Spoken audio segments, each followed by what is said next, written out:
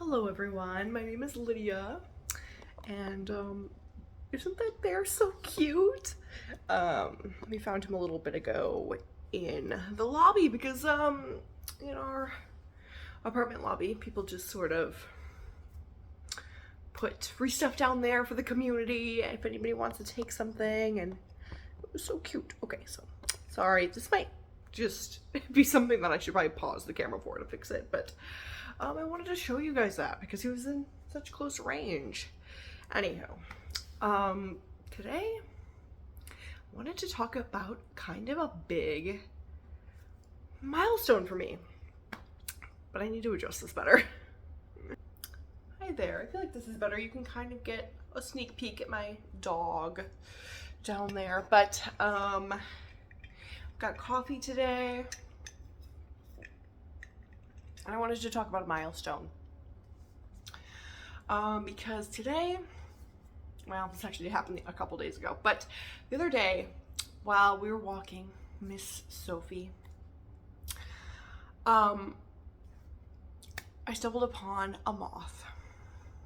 And I love moths. I think I've mentioned this before, but I love moths of all types. I think they're beautiful. I'm not really a butterfly person, but moths, just their fuzziness, their chunkiness, their eyes, I just love them so much. And I found one on the ground and I picked it up and it wasn't alive, it wasn't moving, and it was beautiful, absolutely beautiful, but it was big. It was a little bit big, and for me, I just felt so accomplished being able to pick it up and touch it. And maybe I'll show you guys what my little moth friend looks like, because I took it home with me, and she's precious. And here she is. She sits on my shelf, and she's beautiful.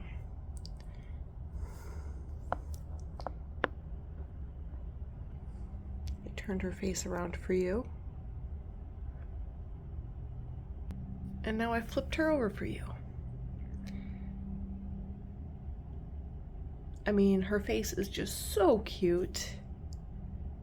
Unbelievably cute. And her wings are just so beautiful. I'm in love. So that was her. She doesn't have a name yet, but I love her. She's beautiful. I'm not sure if you could tell how big she was. Maybe I should have put it in the palm of my hand. Maybe I'll do that at the end of this video, but she isn't giant, but she's bigger than I've ever held before. And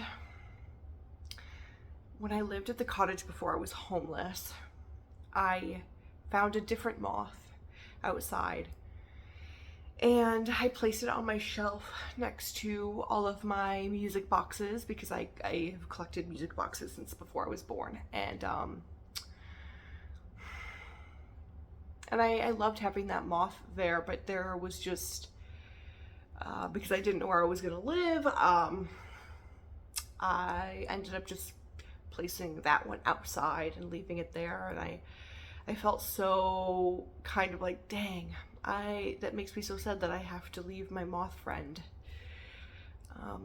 But it was so cool that just the other day I found one while we were walking, and now I have another moth friend. But this one is much bigger. This one is in such perfect, pristine condition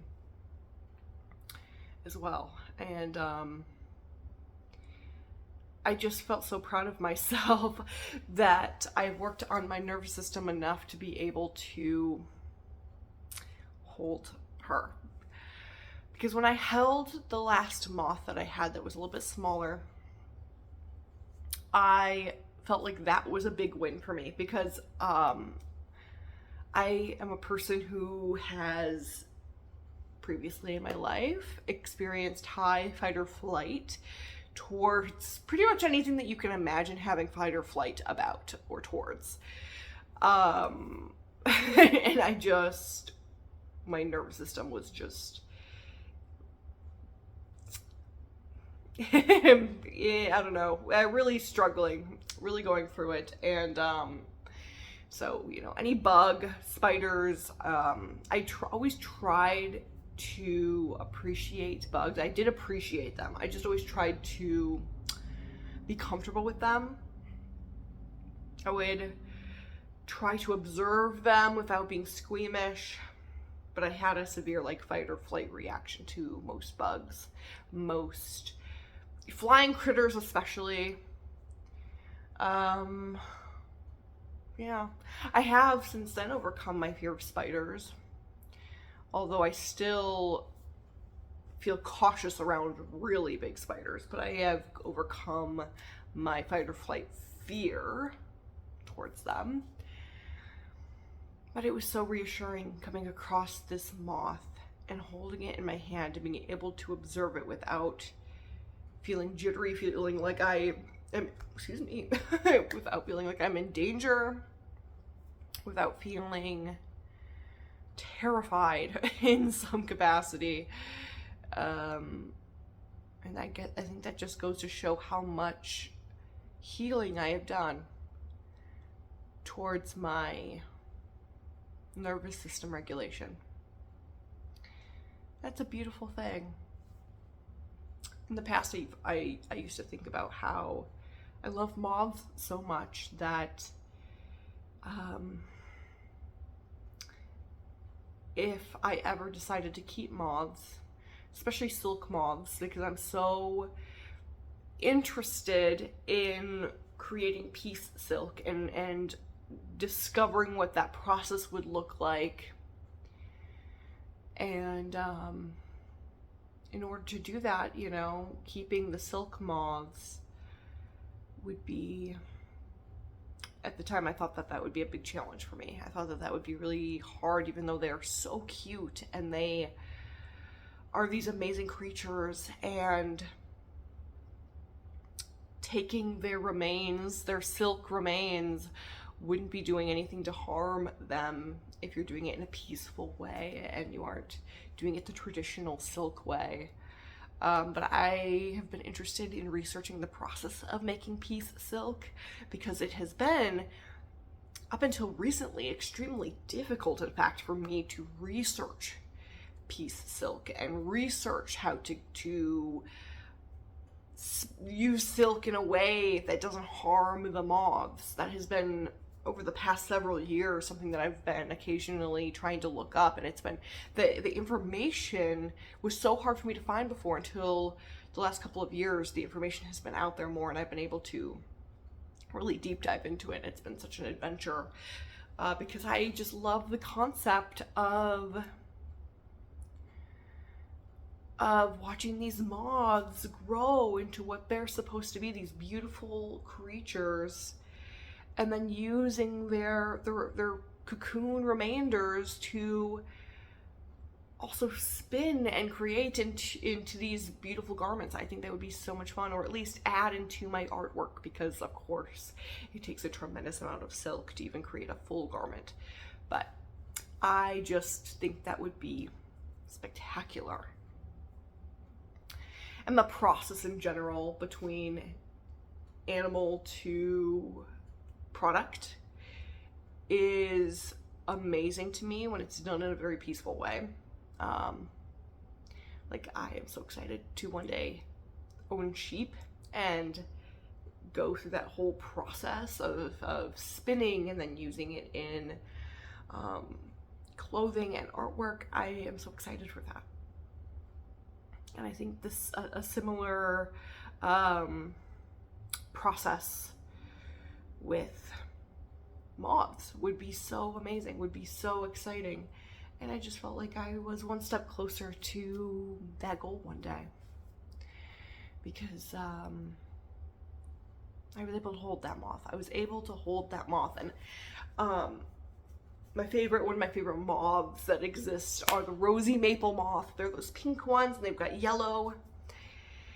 They're just little, and they're just precious to me.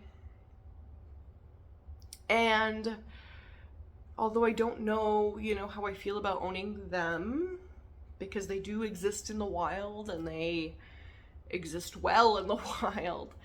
I just, I don't know about owning one of them, but I did have that thought of like, wow, I would love to see this creature in the wild, but at the same time, you know, the past me would have been terrified to actually hold it or to actually get too close, and that's such a weird, almost sad restriction that I used to have of this fascination, this interest, this love even, but withholding it from myself because of fear. And it's like, wow, that's yikes. You know, psychologically, spiritually, yikes. So I'm just so happy that today I can say that I'm not afraid. And that's wonderful. That's a wonderful thing, wonderful place to be. So thanks for listening to my big win today. And I think what I'm going to do is probably show you guys the moth in my hand so you guys kind of get an idea of how big it is. Yeah, so come join me.